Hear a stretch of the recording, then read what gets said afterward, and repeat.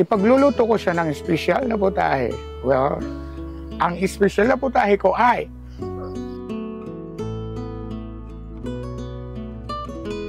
dito, bago ka lang dito. Dito, ako, matagal ako dito ti Datarangke. Lahat ng mga mais, ako nahahawak.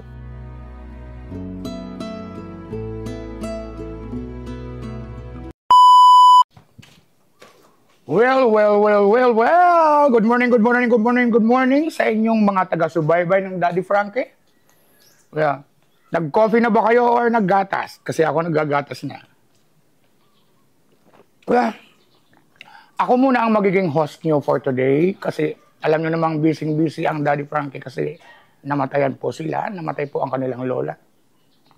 So ako asahan nyo po na kayo ay matutuwa sa aking ipapakita sa inyo kasi ililibot ko po kayo sa farm corn ng Daddy Frankie.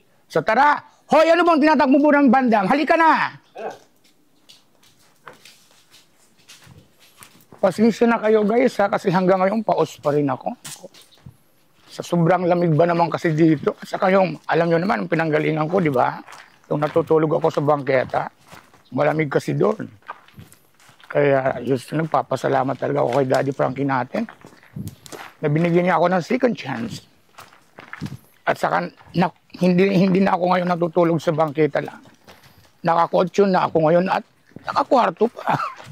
Well, magsisimula na tayong maglakbay papunta ng farm corn ni Daddy Farm.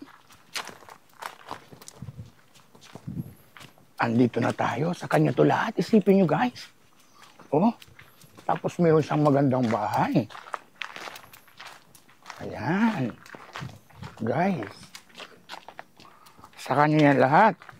Kita na. Oh, mas matangkad pa sila sa akin. Sagana talaga guys sa abono. At dito lang yan pala. Nakalimutan ko palang sabihin sa inyo na nasa Pangasinan pala ako. Ayan. So, paano? Halika na. Ililibot ko kayo guys ha.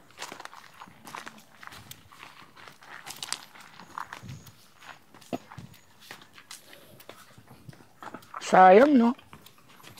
At hindi natin makakasama ngayon si Daddy Frankie. Sobrang busy niya. At alam ko, Diyos ko, baka mayahas. O dito na tayo guys ha. Si Daddy Frankie talaga isang napaka-mabuting tao talaga.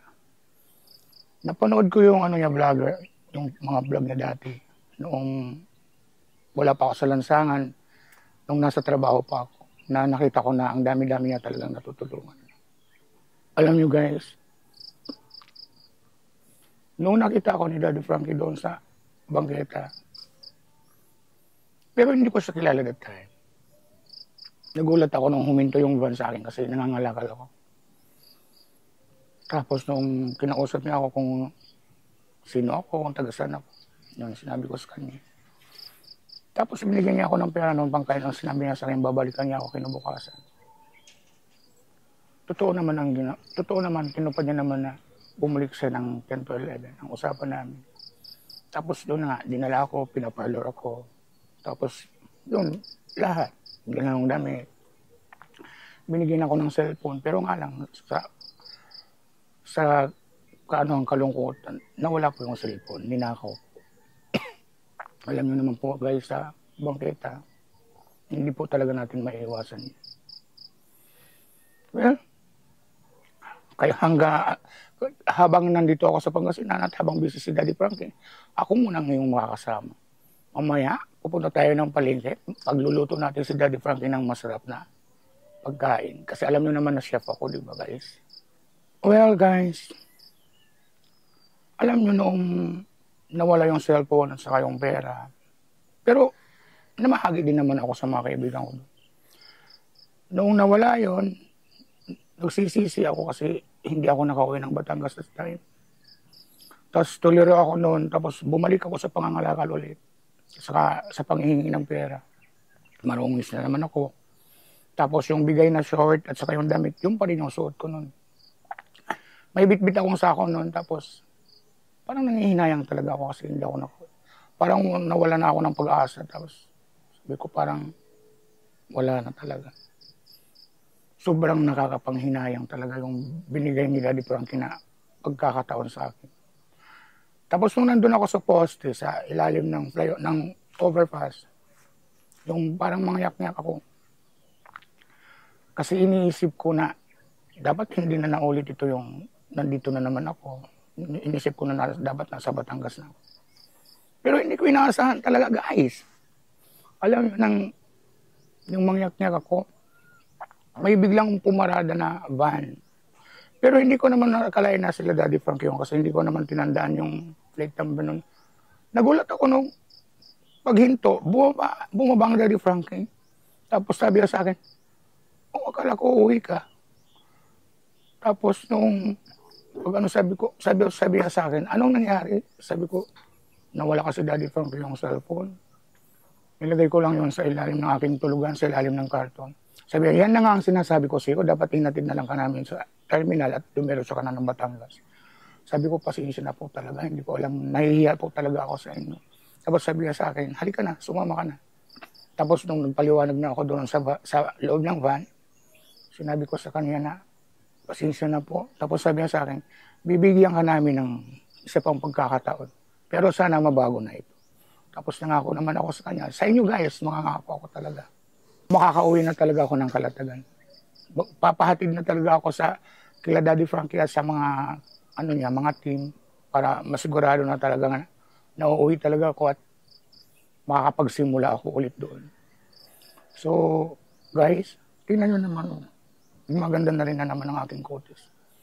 Tapos ngayon, dito ako ngayon natutulog sa kama sa kabilang guest room ng Daddy Frankie. So ngayon, guys, dahil alam nyo naman na ako'y isang chef, samahan nyo ako pumunta ng palengke mamaya. Uwi lang muna kami, tapos pagbibihis, tapos pupunta na tayo ng palengke.